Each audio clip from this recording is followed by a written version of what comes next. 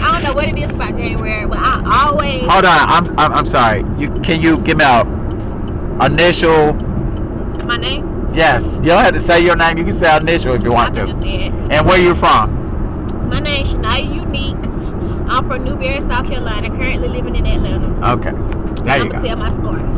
Okay, so it's like January is always a bad month for me. 2023, I was living in Atlanta. I moved here in 2022, but I don't gotta tell that part. So me and my cousin was living together. He ended up leaving the apartment, and left his apartment to me by myself. And he said that he was gonna continue to pay his part of the rent, but he stopped paying his part of the rent like the last month that the lease was about to be up. I was already trying to save up my money to move into another apartment, but since he said I had to pay his part, I ended up paying his part because I was thinking like he did let me live in his apartment, so the least I could do is pay the part and not mess up his credit. So the lease was up on January 23rd. But the whole month of January, it was something bad happening from the first week of January to the end. So January 10th, I got fired from my job. 2023. 2023. Okay. Then January 16th, I almost got kidnapped at the airport. The way I almost got kidnapped is I had just got back from California. I had a long trip. Like, I was so exhausted, tired, and my phone was dead. I usually always keep my phone charged, but that day my phone ended up dying. So when I got in the airport, I was walking around trying to find somewhere to plug my phone up. I couldn't find nowhere. I kept asking people if they had a portable charger. Everybody was saying no. So I'm exhausted. I'm tired. I'm aggravated. On top of that, my flight had got canceled too.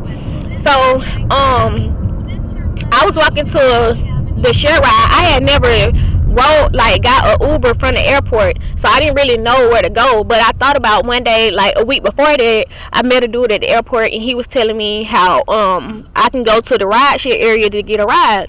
So I was walking to the ride share area, and it was these three men standing like right outside the door before I get to the ride share.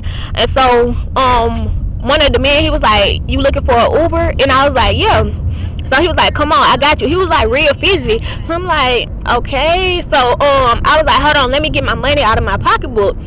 Thank God that I stood there trying to get my money out of my pocketbook, because he was rushing. He was like, "No, come on, you good, just get it out in the truck." So I'm like trying to get the money out, and I'm like rambling with the pocketbook. So I started walking towards the truck.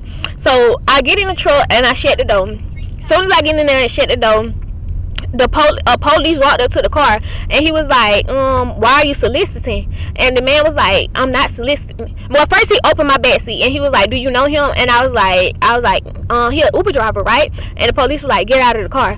And so he went to the man's side. He was like, "Why are you soliciting?" And the man was like, "I'm not soliciting." He was like, "Yes, you are. She just told me that she don't know you." And he was like, yes, she do know me." Mind you, the other two men that was with him, they all like, they took off running, and they went and jumped into another car.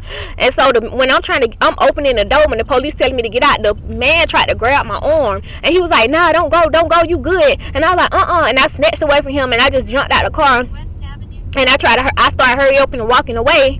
And so then this other dude walked up to me. He was like, "You okay?" And then I was like, "Yeah." He like, "I saw what was going on right there, and I just want to make sure you okay." So I'm real paranoid. I'm like, "Oh, is you with him?" He was like, "No." I'm like, "You sure?" Cause I'm paranoid, and my phone's still dead, so I still need a way home. So the dude was like, he was like, "I mean, you can get in my Uber too if you want to." And I was like, "Oh my gosh, Lord, no, because y'all might try to kidnap me too." He was like, "No, I promise, you good." And he showed me the Uber ride. He was like, "You can get in and just add your share." So I got in. I was like, "Thank God." The man took me home. I was good. I was so paranoid the whole night. So then January 23rd, the lease was up at the apartment. I had just paid the rent, paid my cousin's part, so I was down bad. I didn't have no money to get my get me an apartment, so I was forced to move back to my hometown. On top of that, my birthday is January 24th, so I was devastated. I couldn't do nothing for my birthday, and I had to go back to my hometown, which I hate so much. Then when I finally got to my hometown, I got a new car. That car was breaking down back to back. I got a new car within a month. The car broke down back to back every single day.